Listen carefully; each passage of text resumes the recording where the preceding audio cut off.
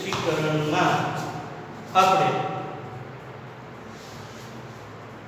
અંત તરફ જઈ રહ્યા છીએ એની અંદરનો ઊંડાઈ અને અંતરનું પ્રત્યક્ષીકરણ વિશે જોઈએ.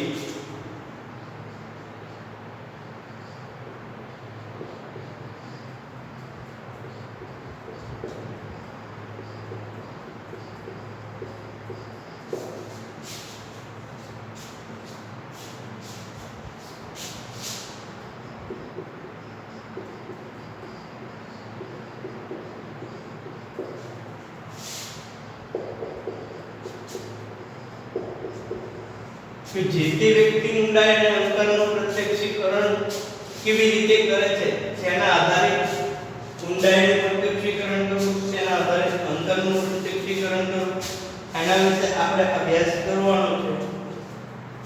એની પહેલા આપણે અગાઉના વિડિયો લેક્ચરની અંદર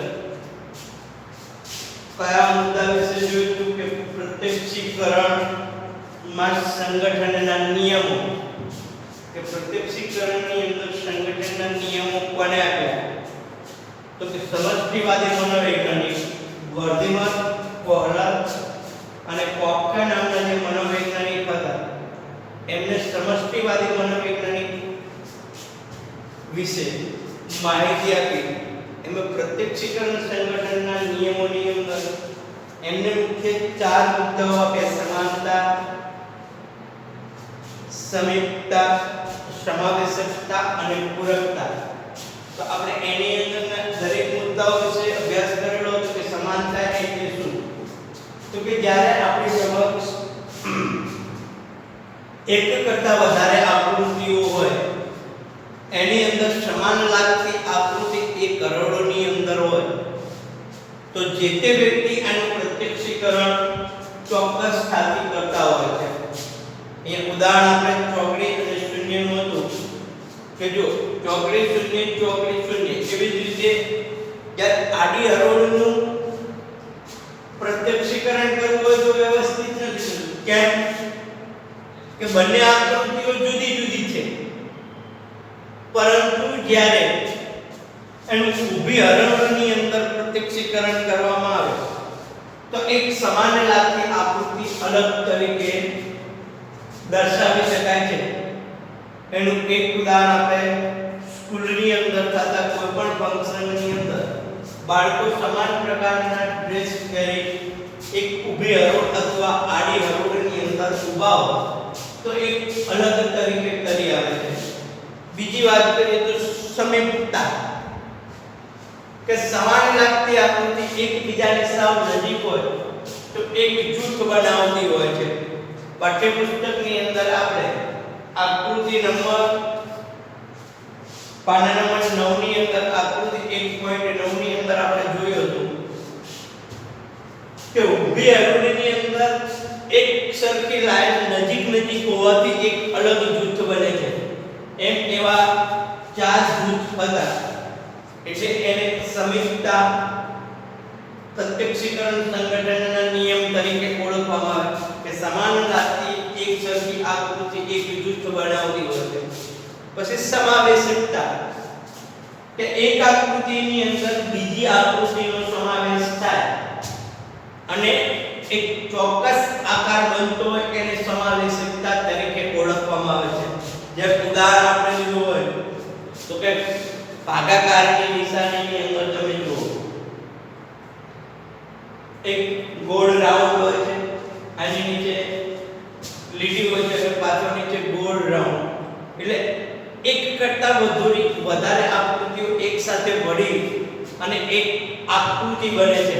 જેમ કે ભાગાકારની નિશાની. એવી જ રીતે આપણે જોઈએ તો કે ટકાવારીની જે નિશાની છે, ત્રાંસી અને બે ગોળ રાઉન્ડ, આમ એકાબીજા સાથે ભળી એક આકૃતિ બનાવી, એક સંગઠન બનાવી એક આકૃતિ બને છે. પૂરકતા, કે પૂરકતા એટલે શું? કે ખૂટતી માહિતી. એનું પણ આપણે પ્રત્યક્ષીકરણ ત્યારે કરીએ કે જે આકૃતિ અદ્રશ્ય હોય છે, નથી દેખાતી હોતી, પણ માત્ર એનું પ્રતિબિંબ તરીકે એક દેખાતા હોવા છતાં આપણે એને એક આકૃતિ તરીકે દર્શાવી છે કે જે પાના નંબર 9 ઉપરની આકૃતિ 1.11 ની અંદર આપણે જોઈએ કે અંદર અધૂરા ગોળ રાઉન્ડ છે, એની અધૂરા ગોળ રાઉન્ડ ની અંદર એક ત્રિકોણની આકૃતિ બને છે, એટલે આપણે એને પૂરકતા સમીપતાના ગુણ તરીકે ઓળખીએ છીએ. તો આમ અહીંયા પાઠ્યપુસ્તકની અંદર આપણને જે આપેલું છે એ ગોળની અંદર પૂછાઈ શકે એવો પ્રશ્ન છે કે પ્રત્યક્ષીકરણ સંગઠનના નિયમો જણાવો, અને આ પ્રકારના નિયમો કોને આપે એના વિશેની માહિતી. તો પ્રત્યક્ષીકરણ સંગઠનના મુખ્ય 4 જે નિયમો છે: સમાનતા, સમાવેશકતા, સમીપતા અને પૂરકતા. હવે આગળ ઊંડાઈ અને અંતરનું પ્રત્યક્ષીકરણ વિશે માહિતી મેળવવાની છે કે જે લોકો ઊંડાઈ અને અંતરનું પ્રત્યક્ષીકરણ કેવી રીતે કરે છે. જો પ્રત્યક્ષીકરણ એ સંવેદન સાથે સંગઠિત થઈને જ્ઞાનાત્મક અનુભવ થાય છે કે જે તે વ્યક્તિનું પ્રત્યક્ષીકરણ એ સંવેદન, પ્રત્યક્ષીકરણ અને સંવેદન એ બંને બીજા એકબીજા સાથે સંગઠિત થઈ અને એક જ્ઞાનાત્મક અનુભવ એટલે કે એક બાબતની જાણકારી થાય છે. માત્ર પ્રત્યક્ષીકરણ કે માત્ર સંવેદન થી નહીં, જે તે વ્યક્તિને પહેલા આપણે અગાઉ જોયું હતું કે પહેલા સંવેદન થાય છે અને પછી એ સાથે પ્રત્યક્ષીકરણ એટલે કે ચોક્કસ અર્થઘટન કરીએ અનુભવ આધારિત. તેમાં બે બાબતોનું પ્રત્યક્ષ સંગઠનમાં વધારો કરે છે કે પ્રત્યક્ષ સંગઠનની અંદર બે બાબતો વધારો કરતી હોય છે. આપણે આગળ સમાવેશ કર્યું એવી જ રીતે ઊંડાઈ અને અંતર આ પણ પ્રત્યક્ષીકરણની અંદર વધારો કરે છે. જો આપણે એમાં જોઈએ કે આસપાસના જગતમાં ભૌતિક પદાર્થો ઊંડાણ અને અંતરની પણ અર્થઘટનના અસરો જોવા મળે છે કે આપણે કોઈ પણ વસ્તુનું અર્થઘટન કરવું હોય તો એક સમાન રીતે ઊંડાઈ અને અંતરનું અર્થઘટન નથી કરતા, કે માત્ર થોડા અનુભવ આધારિત કે બે જિલ્લાઓ કે બે ગામ વચ્ચેનું અંતર જાણવું હોય તો કેવી રીતે જાણી શકીએ છીએ. જો લંબાઈ અને પહોળાઈ જે ઊંડાઈ અને અંતર અંગેનું સ્પષ્ટ સમજ મેળવવી એ જટિલ પ્રક્રિયા છે. આપણે અગાઉ જોઈએ કે જેમ લંબાઈ અને પહોળાઈ નું સ્પષ્ટ અવલોકન કરવું કે સાચું કહું કે આ આટલી લંબાઈ છે તો એ એક જટિલ બાબત છે. એવી જ રીતે ઊંડાઈ અને અંતર પણ એક જટિલ બાબત તરીકે બસ જો આ બંને બાબતોને ધ્યાનમાં લઈને પ્રત્યક્ષીકરણને સમજવા આપણે અનેક નેત્રીય સંકેત, એક નેત્રીય સંકેત અને દ્વિનેત્રીય સંકેતની આપણે સમજૂતી મેળવવાની છે.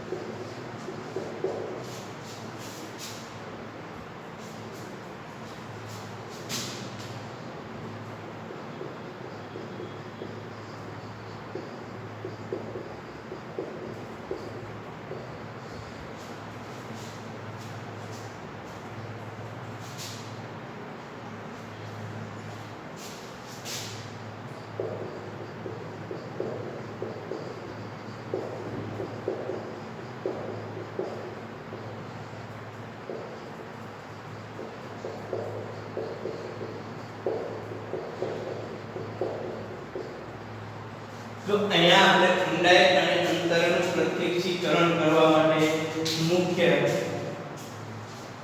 ત્રણ મુદ્દાઓ વિશેનો અભ્યાસ કરવાનો છે કે ઊંડાઈ અને અંતરનું પ્રત્યક્ષીકરણ માટે અનેત્રીય સંકેત, એક નેત્રીય સંકેત અને દ્વિનેત્રીય સંકેત.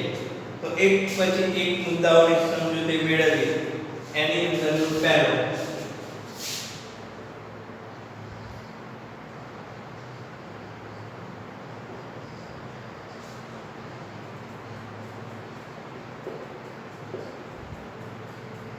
અનિત્રીય સંકેત. અનિત્રીય સંકેત પ્રત્યક્ષીકરણ એટલે શું કે અનિત્રીય સંકેતની સમજ જોઈએ તો નેત્રમણીનું દર્પકાચનું અનુકલન અને કેન્દ્રીકરણ અનિત્રીય સંકેત છે. શારીરિક સંકેતો છે. આ સંકેતોમાં સ્થિતિ દ્વારા નેત્રપટલ પર પડતી પ્રતિમાનો ઉપયોગ થતો નથી. જો અનિત્રીય સંકેતની અંદર કઈ કઈ બાબતોનો સમાવેશ થાય છે તો કે અનિત્રીય સંકેતની અંદર એક નેત્રમણીનું અનુકલન,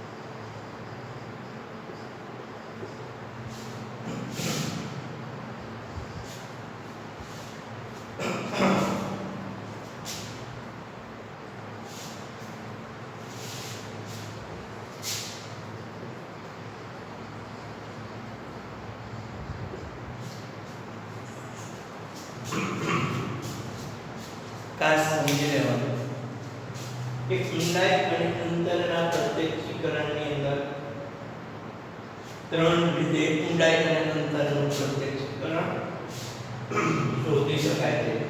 અનેત્રીય સંકેત, એકનેત્રીય સંકેત અને દ્વિનેત્રીય સંકેત. આ સંકેતો સમજવા માટે આપણે અનેત્રીય સંકેત સમજવાનું છે.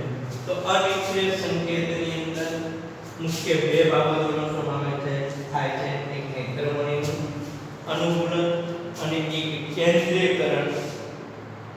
અનેત્રીય સંકેત અને એકનેત્રીય સંકેત અને દ્વિનેત્રીય સંકેત, આ ત્રણ બાબતોની અંદર આપણે અનેત્રીય સંકેતો જોઈએ. અને આ અનેત્રીય સંકેત જે છે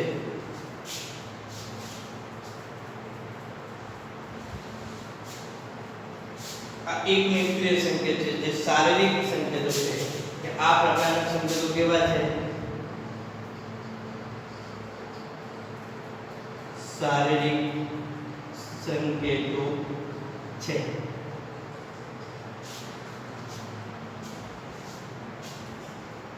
આ સંકેતોમાં કીકી દ્વારા નેત્રપટલ પર પડતી પ્રતિમાનો ઉપયોગ થતો નથી. જો આની અંદર કઈ બાબતોનો સમાવેશ થતો નથી તો કે કીકી દ્વારા નેત્ર પર પડતા પ્રતિબિંબનો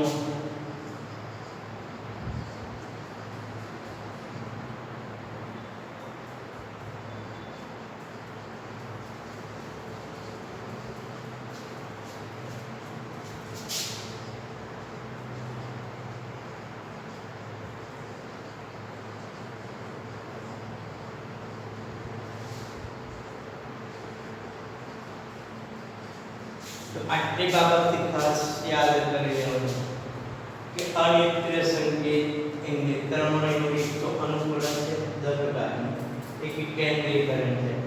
આ બે બાબતો જે છે એ કેવી છે તો કે શારીરિક સંકેતો છે. અને આની અંદર કઈ બાબતોનો સમાવેશ નથી થતો તો કે કીકી દ્વારા જે નેત્રપટલ પર પડતી પ્રતિમાનો ઉપયોગ આની અંદર થતો નથી. એટલે કે કીકી દ્વારા આપણે જે નેત્રપટલ પર કે નેત્રમણી ઉપર જે પ્રતિમાન મળે છે એનો ઉપયોગ આની અંદર થતો નથી.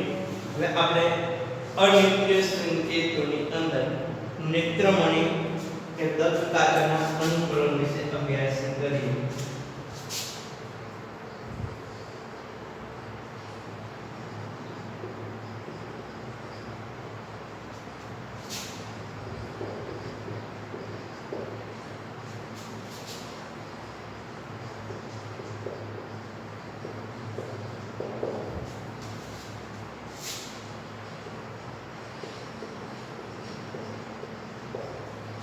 કે ઊંડાઈ અને અંતરના પ્રત્યક્ષીકરણની અંદર અનેત્રીય સંકેતની અંદર નેત્રમણી અને દત્તકાચનું અનુકૂલન કેવી રીતે ભાગ ભજવે છે તે જોઈએ.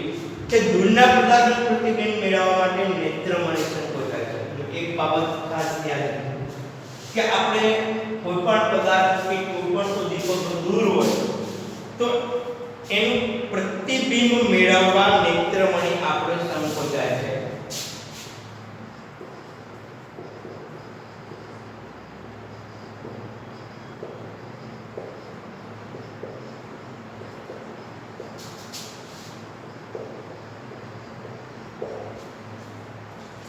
આપણી જે નેત્રમણી છે એ સંકોચાય છે.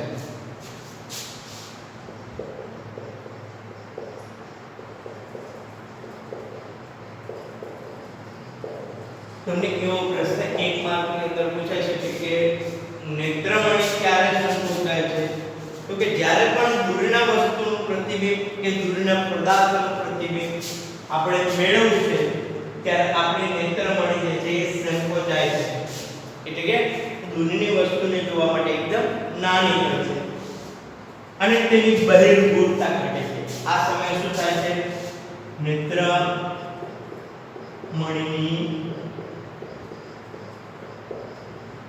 બહિર્ગોળતા એકદમ ઘટે છે. જો આ પાઠ 1 માર્કની અંદર પૂછાશે કે કો પ્રશ્ન છે કે નેત્રમણીની બહિર્ગોળતા ક્યારે ઘટે? કે જ્યારે આપણે દૂરની વસ્તુનું પ્રતિબિંબ મેળવવાનો પ્રયત્ન કરીએ છીએ ત્યારે નેત્રમણીની બહિર્ગોળતા ઘટે છે. એવો પણ પ્રશ્ન પૂછાય કે નેત્રમણી ક્યારે સંકોચાય છે? તો એની માટે પણ એક પ્રશ્નનો જવાબ આવે છે. હવે જો બીજી આનાથી વિરોધમાં કે નજીકના પદાર્થનું પ્રતિબિંબ જીવવા નેત્રમણી ખુલે છે. નજીકના પદાર્થનું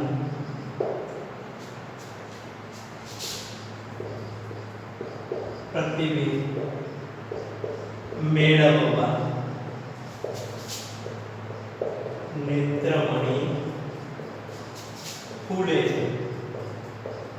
એટલે કે નેત્રમણી પહોળી થાય છે. કે જ્યારે નજીકના પદાર્થનું પ્રતિબિંબ મેળવવું હોય એટલે આપણે આંખ હંમેશા મોટી કરીએ છીએ, પહોળી કરીએ છીએ અને આ સમયે અંતર્ગોળતામાં વધારો થાય છે.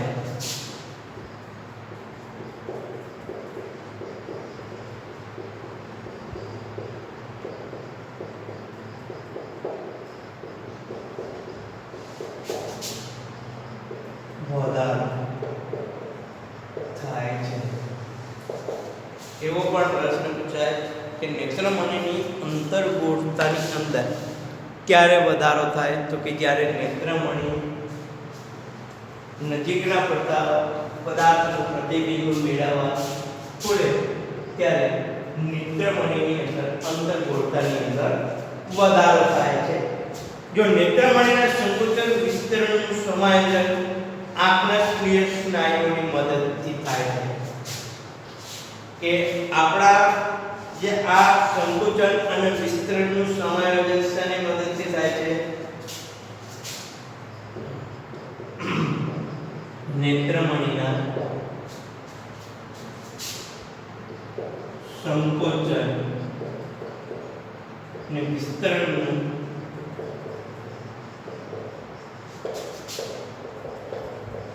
સમાયોજન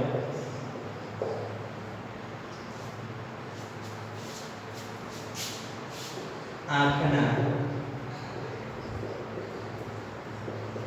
સિલિયરી સ્નાયુની મદદથી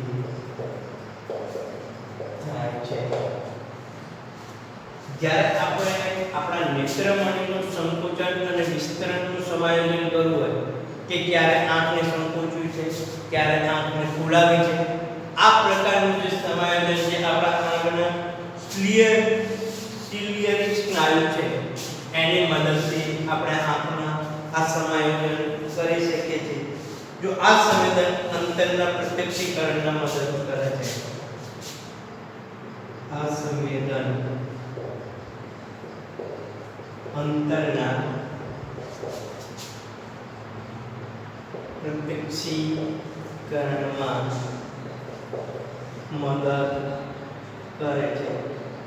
જો જ્યારે પણ અંતરનું પ્રત્યક્ષીકરણ કરવું હોય, એટલે કે આપણે અંતરનું પ્રત્યક્ષીકરણ કરવું હોય ત્યારે આપણને કઈ બાબત મદદ કરે છે? તો કે નેત્રમણી દત્ત કાચનું અનુકૂલન એ આપણને મદદરૂપ કરે છે. કેવી રીતે એ આપણે અહીંયા સમજ્યા કે જ્યારે દૂરના વસ્તુનું આપણે પ્રતિબિંબ મેળવવું હોય ત્યારે આપણે નેત્રમણી એકદમ સંકોચાય છે અને એ સમયે એની બહિર્ગોળતાની અંદર ઘટાડો થાય.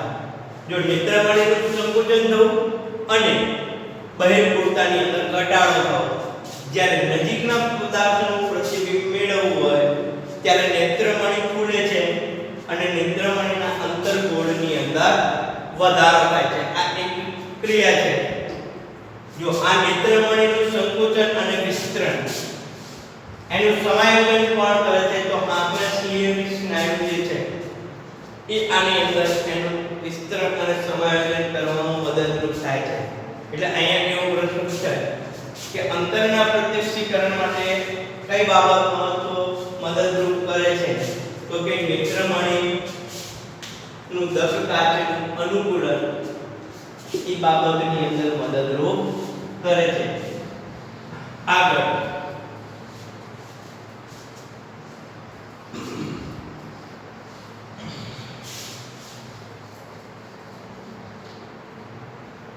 બીજો મુદ્દો કેન્દ્રીકરણ.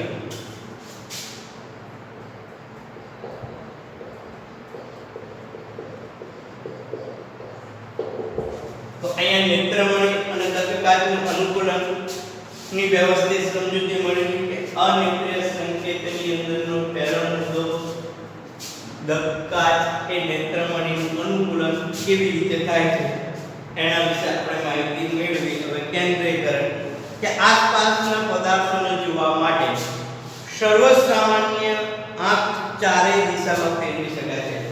શું કરું કે આપણી આસપાસના જગતનું આપણે જ્યારે જોવું હોય તો આંખને આપણે ચારેય દિશાની અંદર ફેરવી શકીએ છીએ. વળી એક આંખ બંધ કરી બીજી આંખ ફેરવીએ તો બંધ આંખનો ડોળો તે જ દિશામાં ફરતો અનુભવાય છે. જો આને કેન્દ્રીકરણ એટલે શું કે માની લો આપણે કોઈ પણ વસ્તુ જોઈએ તો બંને આંખોને ચારે દિશાની અંદર ફેરવીએ છીએ અને માની લો કે એક આંખ આપણે બંધ કરી લીધી ને એક આંખ જોવા માટે આપણે આંખને જે દિશામાં વાળીએ છીએ તો આપણે એ જ દિશાની અંદર આપણે બંધ આંખનો ડોળો ફરતો હોય એવું આપણે અનુભવી શકીએ છીએ. બંને આંખ વચ્ચે આવો જે દૃષ્ટિ સમન્વય હોય ખૂબ નાની વયથી વિકાસ પામે છે. જો આ પ્રકારનો સમન્વય હોય જે તે વ્યક્તિને નાની ઉંમરે વિકાસ પામી જાય છે કે જ્યારે ખુલ્લી આંખે આપણે જે જોતા હોય એક બંધ આંખ કરે તો સ્વાભાવિક આપણો બંધ આંખનો ડોળો એની તરફ ફરતો હોય એવું લાગે છે. જો એ જ રીતે દૂરની કે નજીકની દૂરદ્રષ્ટિ ફેરવીએ ત્યારે બંને આંખનું કેન્દ્રીકરણ સાથે જ થાય છે. જો જ્યારે આપણે દૂરની વસ્તુ જોતા હોય કે નજીકની વસ્તુ જોતા હોય ત્યારે એનું કેન્દ્રીકરણ આપણને એક સાથે જ થાય છે. ભલે એના આકાર થોડોક નાનો મોટો દેખાય પણ આપણે અનુભવના આધારે તેનું કેન્દ્રીકરણ સરખું કરીએ છીએ. આ ઊંડાઈના અર્થઘટન માટે આંખની ગતિશીલ સંવેદનશીલતા ખૂબ મહત્વની છે. જો ઊંડાઈના પ્રત્યક્ષીકરણ માટે આ કેન્દ્રીકરણ બાબત ખૂબ મહત્વની છે. જો અનેત્રીય સંકેતની અંદર આપણે નેત્રમણીનું અનુકૂલન જોયું, કેન્દ્રીયકરણ કેવી રીતે થાય છે એની સમજૂતી મેળવી. નેક્સ્ટ લેક્ચરની અંદર એક નેત્રીય સંકેતો વિશે આપણે સમજૂતી મેળવીશું.